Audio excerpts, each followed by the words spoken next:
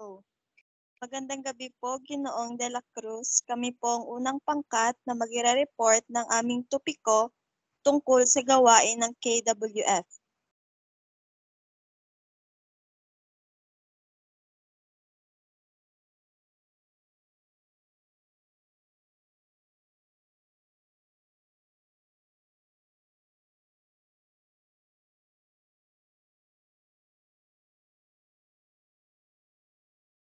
KWF, ang Komisyon sa Wikang Filipino, ang katangi-tanging ahensyang pangwika ng pamahalaan na may mandatong magsagawa, mag-ugnay at magtaguyod ng mga pananaliksik para sa pagpapaunlad, pagpapalaganap at preserbasyon ng Filipino at ng ibang mga wika sa Pilipinas.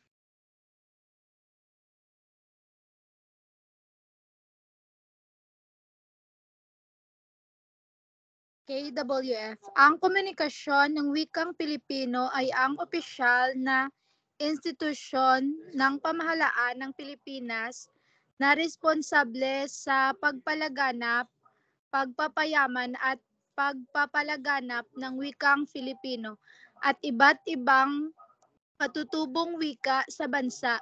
Ito ang mumungkahi ng mga hakbang, plano, patakaran at gawaing hingil sa mga wika lalo na sa paggamit ng Filipino.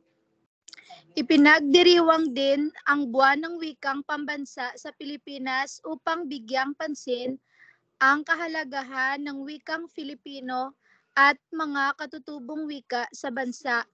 Ang KWF ay may mandato ng pagbalangkas ng mga patakarang mga plano at mga programa upang matiyak ang pagpapalaganap, pagpapayaman at pagpapalaganap ng wikang Filipino at iba't ibang katutubong wika sa bansa.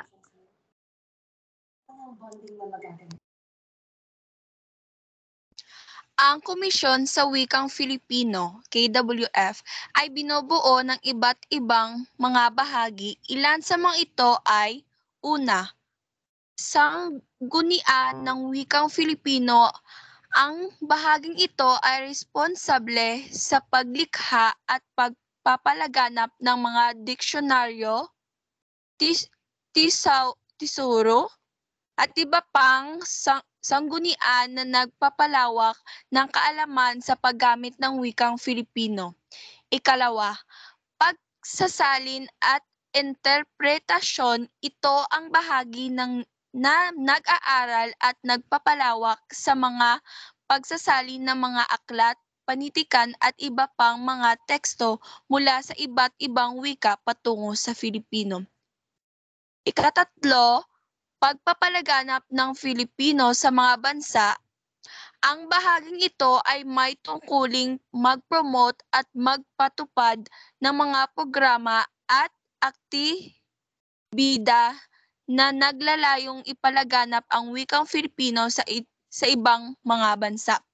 Ikaapat, pagtuturo at pagsasanay.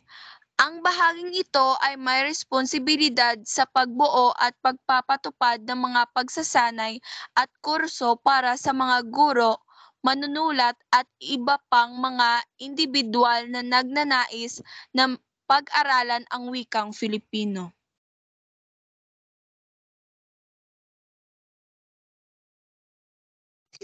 Maikling paliwanag hingil sa gawain ng KWF. Ang KWF o Komisyon ng Wikang Filipino ay isang abensya ng pamahalaan na responsable na sa pagpapalaganap, pagpapalawak at pagpapayaman ng wikang Filipino. Ang kanilang mga gawain ay kinakabilangan ng pagsasagawa ng mga pananaliksik at pag-aaral upang mapabuti ang wikang Filipino, pagbuo ng mga patakaran at pamantayan para sa paggamit ng wikang ito, at pagpapalaganap ng kaalaman at pag-unawa tungkol sa wikang Filipino sa pamamagitan ng edukasyon at iba pang mga programa. Ito naman ang mga bahagi ng KWF. Harmonisasyon, intelektualisasyon, at estandardisasyon. Una, harmonisasyon. Harmonisasyon ng mga ortografiya ng mga katutubong wika sa Pilipinas.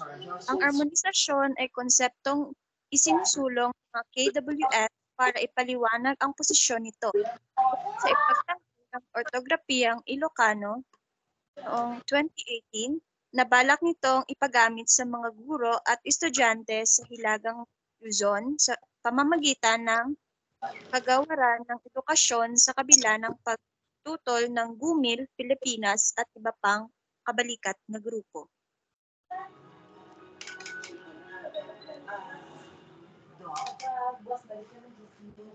Ano ba talaga ang Kung babalikan ang posisyon ng KWF at isinusulong ang tagapangulo nito, hindi may paliwanag ang pahayag ng KWF kung saang punto ito nagmumula at sa repensasya sa mahihinuhang galing sa panig.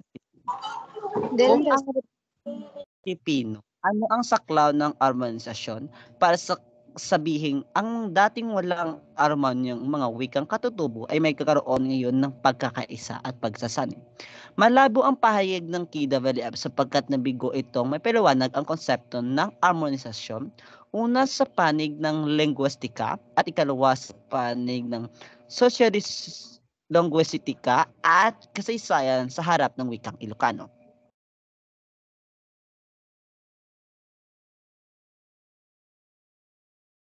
Ikalawa, intelektualisasyon ng wika, pag-unlad ng vertikal ng wika. Ang mabisang paggamit ng wika sa mga sopistikadong lawak ng karunungan tulad ng agham, teknolohiya at iba pang teknikal at mataas na antas ng karunungan. Hindi ito basta-basta na lamang mapapawi o mawawalang wika bagkus ay siyang sinusunod at ginagamit ng sopistikadong balana batay sa mataas niyang antas ng karunungan alinsunod sa mga tuntunin ng pagiging intelektualisado nito.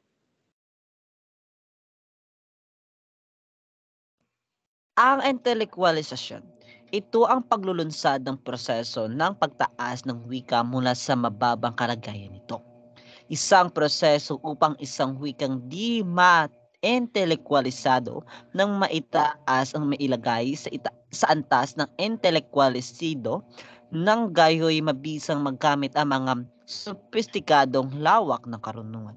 Mabisi ang wikang intelektualisado hindi lamang bilang wika ng tahanan, wika ng lansangan, wika ng malikhaing panitikan, kundi bilang wika rin ng agham, teknolohiya at iba pang technical at mataas na antas ng karunungan.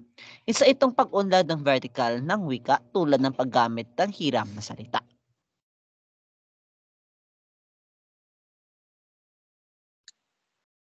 At ang huli ay estandardisasyon. Isa sa mga hakbang upang mapaunlad at mapalawak ang ating wika, isang pamamaraan o proseso kung paano maaaring tanggapin at gamitin ng nakakararaming taong gumagamit ng wika ang isang tiyak na talaan ng mga talasalitaan o bokabularyo sa isang tiyak na disiplina ng karunungan. Kapag estandardisado ang isang wika, nagkakaroon ng gabay at tuntunin sa paggamit ng wika, may kahalagahan ang estandardisasyon ng wika na ito. Ang estandardisasyon ay napakahalaga na proseso ng pagpaunlad ng wika dahil kung standardisado ng wika ay nagkaroon ito ng pamantayan, tuntunin at dahil dito nabuo ang pagkakaisa ng isang lipunan sa masalamin sa pagiging kilanlan ng isang bansa at ang komunidad na kung saan naninirahan ng isang tagapagsalita.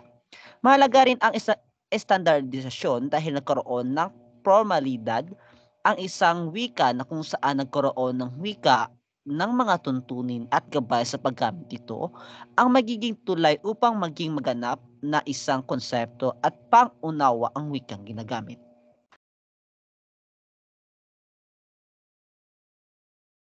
Bahagi rin ng estandardisasyon ay, una, upang maiwasan ang kaguluhan sa paggamit ng mga salita o katawagan sa alimpang mang disiplina ng karunungan. Ikalawa, para ang Filipino ay higit na uunlad at maitataas ang antas nito bilang wika. At dito po nagtatapos ang aming report tungkol sa gawain ng KWF. Magandang gabi po at salamat.